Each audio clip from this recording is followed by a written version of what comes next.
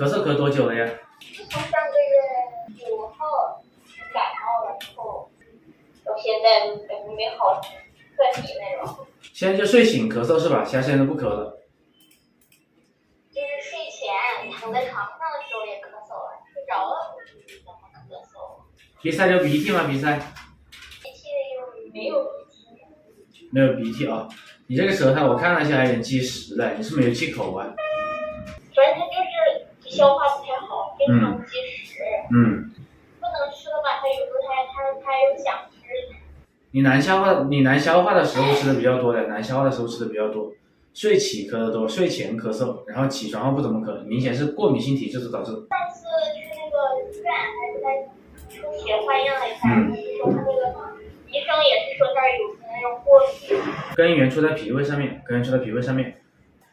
它这个拖得太久了，导致的脾胃虚弱所形成的过敏性咳嗽。所以我们治疗起来一定要抓住根本的原因，就是调理脾胃。这个很明显，就是太阳膀胱含水，就因为水是在膀胱经上面，然后太阴脾胃上面又有水，又有那种积食，内外夹血所导致的。